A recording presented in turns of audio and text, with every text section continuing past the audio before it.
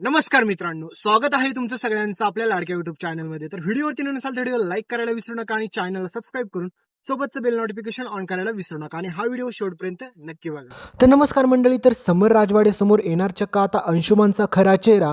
तर दुसरीकडे स्वानंदी सांगणार अंशुमानने चिंगीसोबत काय काय केलं. तर आता मल्लिकाला समर ज्या प्रकारे अर्पिताला घराच्या बाहेर धक्के मारून काढलं, त्याच प्रकारे मात्र आता मल्लिकाला पण घराच्या बाहेर धक्के मारून काढणार.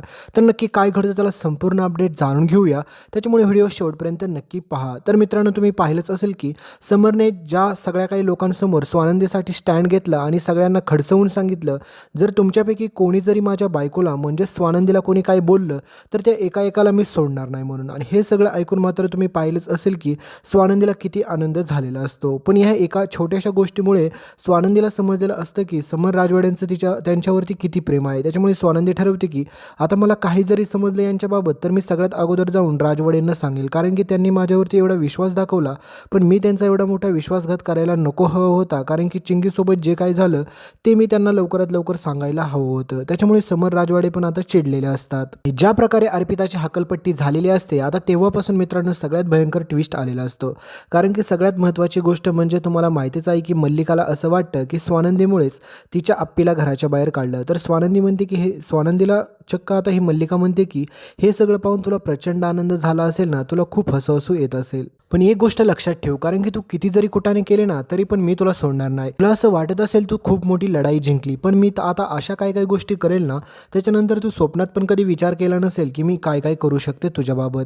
त्याच्यामुळे स्वानंदी हा तुला सगळ्यात मोठी तुझी चूक आहे आणि ती तुला नडणारच असं बोलून मात्र मल्लिका आता स्वानंदीसोबत चॅलेंज घेते आणि हेच चॅलेंज आता स्वानंदी ॲक्सेप्ट करते. आणि स्वानंदी म्हणते की एक गोष्ट लक्षात ठेवा, राजवाड्यांचा माझ्यावरती एवढा विश्वास आहे ना की आज जसं अर्पिताला घराच्या बाहेर काढले ना, एक दिवस तुमच्या स्वतःला पण घराच्या बाहेर काढायला ते बघा मागे पुढे पाहणार नाही. त्याच्यामुळे जरा जपून राहा आणि अशा काड्या करायच्या बंद करा. म्हणजेच मित्रांनो आपल्या स्वानंदीने पण आता चांगल्याच प्रकारचं मात्र ह्या मल्लिकाला खडसवलेलं असतं आणि तेव्हापासून मल्लिका पण घाबरलेली असते. पण आता कहाणीमध्ये सगळ्यात भयंकर ट्विस्ट तेव्हा येतो ज्यावेळेस मात्र तुम्हाला माहितीच आहे की रोहन, अधिरा सोबत तिकडे मंदाकिनी ह्या सगळ्यांचं भांडण चाललेलंच असतं.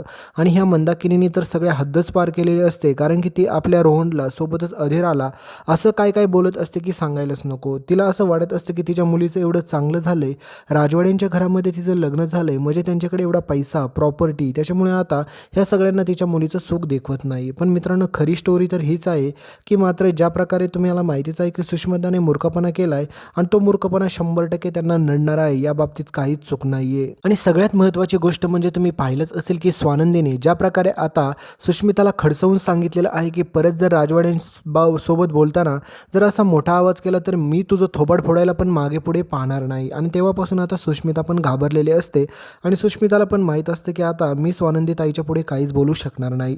पण मित्रांनो इथेच सगळ्यात मोठा ट्विस्ट येतो, कारण की दुसरीकडे तुम्हाला माहितीच आहे की मल्लिका ठरवते की सुष्मिताच्या मनामध्ये स्वानंदीबाबत एवढ्या चुकीच्या गोष्टी मी सांगते ना की तिने स्वप्नात पण विचार केला नसेल. आणि त्याच्यानंतर ह्या दोघींमध्ये जर भांडण झालं की त्याच्यानंतर मात्र मग आपला हात साफ करायला रस्ता मोकळाच झाला. म्हणजेच हा पूर्णपणे डाव हा आता मल्लिकाने बनवलेला असतो आणि त्यामध्ये मात्र दोघी बहिणींची भांडणं लावायची हा पूर्णपणे ट्रॅप बनवलेला असतो मात्र ह्या मल्लिकाने. पण मल्लिकाला माहीत असतं आपण एवढे सगळे प्रयत्न करतोय, त्यामधून जर स्वानंदीला त्रास झाला तर ठीक आहे, नाहीतर हे सगळं माझ्या अंगलट आलं तर काय होईल. कारण की तिच्या डोक्यात एकच प्लॅनिंग असतो की त्या चिंगीच्या तावडीतून तर आपली बाजू सुटली ना, कारण की ती चिंगी जर अंशुमानच्या गळ्यात पडली असती तर किती मोठा प्रॉब्लेम झाला असता हे चांगल्याच प्रकारे आता मल्लिकाला समजलेलं असतं. पण मल्लिकाला माहीत असतं की तिने केलेला मूर्खपणा तिला कशा प्रकारे नडणार आहे, कारण की स्वानंदी त्यासाठीच बसलेली असते. समर राजवाडे एवढे प्रचंड चिडतात आणि ते स्वानंदीला सगळं काही विचारून घेतात आणि म्हणतात की मला खरं खरं सांगा चिंगीसोबत काय झालं. तर स्वानंदी आता सगळं सत्य सांगायला सुरुवात करते. म्हणजेच मित्रांनो आता मल्लिकाची फिल्डिंग सेट आहे. मल्लिकाला शिक्षा होणं हे 100% ठरलेलंच असतं आणि मल्लिकाने याचा स्वप्नात पण विचार केला नसेल की तिच्यासोबत असं काय घडणार आहे, कारण की मल्लिकाला असं वाटत असतं की तिने काहीच केलेलं नाही आहे असं तिला वाटत असतं. आणि तिला वाटतं की माझ्याबद्दल हे सत्य समरला कोण सांगेल, कारण की चिंगीसोबत आम्ही काय केलं. तर दुसरीकडे आता अर्पिता कशी वठणीवरती आलेली असते आणि अर्पिताला समजलेलं असतं की समर जर चिडला तर काही करू शकतो आणि आणि स्वानंदीला हे पण समजलेलं असतं जर मी अंशुमनचा खरा चेहरा जर राजवाड्यांसमोर आणला तर अंशुमनला शिक्षा दिल्याशिवाय ते शांत बसणार नाही आणि मल्लिका काकूंचा जरी खरा चेहरा आणला तर त्यांना देखील ते शिक्षा दिल्याशिवाय शांत बसणार नाही.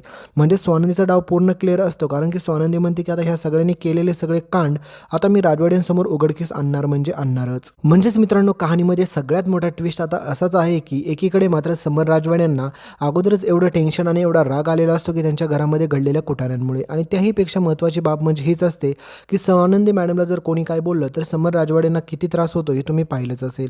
आणि ज्या प्रकारे स्वानंदीसाठी समर राजवाडे स्टँड घेतात ना, हे पाहून प्रचंड आनंदच झाला. पण मित्रांनो, आता सगळ्यात महत्त्वाची गोष्ट अशी घडते की ही मल्लिका आपल्या सुष्मिताच्या मनामध्ये स्वानंदीबाबत चुकीच्या गोष्टी भरवते आणि त्या दोघींमध्ये भांडण लावून द्यायचं ठरवते. आणि होतं पण पुढे तसंच, कारण की सुष्मितामध्ये आणि स्वानंदीमध्ये जोरदार भांडण होताना तुम्हाला पुढे पाहायला भेटेल. आणि त्या दोघींचं फक्त भांडणच होत नाही, त्या एकाच गोष्टीमुळे मात्र त्या दोघींचं नातं देखील आता तुटणार आहे. आणि दुसरीकडे सुष्मिता ठरवते की आता स्वानंदी ताईचा बदला जर मी नाही घेतला तर मी शांत बसणार नाही. ज्या प्रकारे तुम्ही पाहिलंच असेल की मंदाकिनीमध्ये आणि आपल्या अधीरामध्ये जोरदार भांडण चालू असतं ना, त्याच प्रकारे आता ह्या दोघींमध्ये भांडण देखील होतं.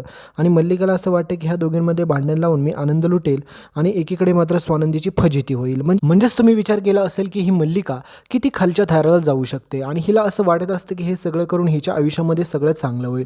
पण नाही मित्रांनो, कारण की आपले समर राजवाडे आता पुढे हिची देखील घरातून बाहेर हकलपट्टी करताना तुम्हाला पाहायला भेटेल. म्हणजे सगळ्यात महत्त्वाची बाब म्हणजे हीच ठरते की स्वानंदी सगळं काय सांगते की ह्यांनी चिंगीसोबत काय काय केलं, चिंगीच्या बाळाला संपवण्याचा कसा प्रयत्न केला, ह्या सगळ्या गोष्टी आता समर राजवाड्यांच्या समोर येणार आहेत. म्हणजेच कहाणीमध्ये आता सगळ्यात मोठा ट्विस्ट असतो. दुसरीकडे मात्र आता अंशुमनला वाटत असतं की आता स्वानंदीची बारकी बहीण मी फसवली, याचा अर्थ असा होतो की आता स्वानंदीच्या विरोधात मला सगळ्यात महत्त्वाचा माणूस सापडलेला आहे. कारण की त्या स्वानंदीला मी घराच्या बाहेर धक्के मारून नाही काढलं तर अंशुमन म्हणतो की मी माझं नाव लावणार नाही. कारण की तुम्हाला माहितीच आहे की अंशुमनच्या डोक्यामध्ये स्वानंदी मॅडम खूप आधीपासून आहेत आणि त्याच्यामुळे मात्र अंशुमनला वाटतं की काही जरी झालं तरी मी ह्या स्वानंदीला सोडू शकत नाही. तिने आत्तापर्यंत जे जे काही केले नाही या सगळ्याचा तिला हिशोब चुकता करावाच लागेल. तर दुसरीकडे मात्र मल्लिका म्हणते अंशुमनला की अंशू तू काळजी करू नको, कारण की मला माहीत आहे ना की ह्या स्वानंदीला घराच्या बाहेर कसं काढायचं. तर मित्रांनो, पुढे स्वानंदीने आता समरला सगळं सत्य सांगितलेलं असतं. तर त्याच्यानंतर मात्र आता समरला अंशुमनचा खरा चेहरा कळल्याच्यानंतर तर अंशुमनला समर कुत्र्यासारखा मारतो त्याच घरामध्ये परत एकदा, आणि कुत्र्यासारखा मारून त्याला पोलिसांच्या ताब्यात देत असतो. तर त्या ठिकाणी मल्लिका येते आणि समरचे पाय धरायला सुरुवात करते आणि म्हणते की समर, ह्या स्वानंदीवरती विश्वास ठेवू नको, तिने तुला काही सांगितलं असेल आणि तू तसंच करायला बघतोय, त्याच्यामुळे एकदा तू माझं पण ऐक. तर त्यावेळेस मात्र समर राजवाडे सगळ्यांसमोर आता मल्लिकाला सांगतो की काकू, माझ्या बायकोवरती पूर्ण विश्वास आहे, त्याच्यामुळे तुला मी शेवटचं सांगतोय, तू अंशुमनची बाजू घेऊ नको. आणि जर तुला अंशुमनची बाजू घ्यायची असेल तर तू देखील अंशूसोबत बॅग भर आणि आत्ताच्या आत्ता हे घर सोड. म्हणजेच मित्रांनो, समरने त्या सगळ्यांना आता त्यांची लायकी योग्यरित्या दाखवलेली असते. महत्त्वाची गोष्ट म्हणजे तुम्हाला माहितीच आहे की ही महामूर्ख सुष्मिता त्या ठिकाणी जाते आणि तिला वाटते की ती भांडण करेल स्वानंदी ताईसोबत आणि तिचा नवऱ्याला वाचवेल. पण नाही मित्रांनो, स्वानंदी सुष्मिताला म्हणते की तुला जर एक थोबाडीत मारली ना तर तुला कळायचं पण नाही तू काय करते. आधीच तू एवढा मोठा मूर्खपणा करून ठेवलेला आहे आणि त्यामधून अजून तू चुकीच्या लोकांना साथ द्यायला जर येत असेल ना तर सुश, तुला मी ह्या घराच्या बाहेरच नाही, मी तुला कुठेच ठेवायची नाही. मग लक्षात घे तू, कारण की ह्या अंशुमानने केलेलं पाप आहे, त्या पापाची शिक्षा त्याला भेटलीच पाहिजे, त्याच्यामुळे ह्याला पण घराच्या बाहेर काढणार आहे. आणि समर राजवाडे म्हणतात की जर तुला काकू खरंच ह्याची एवढी काळजी असेल ना तर तू पण ह्या घरातून बाहेर चालते हो. म्हणजेच मल्लिका आणि अंशुमानची हकलपट्टी आता समर राजवाडे स्वतः त्या घरातून बाहेर करताना तुम्हाला पाहायला भेटेल. तर हे सगळं पुढे घडणार आहे, त्याच्यामुळे व्हिडिओला लाईक करा, चॅनलला सबस्क्राईब करा आणि सोबतचं बेल नोटिफिकेशन ऑन करायला विसरू नका. धन्यवाद.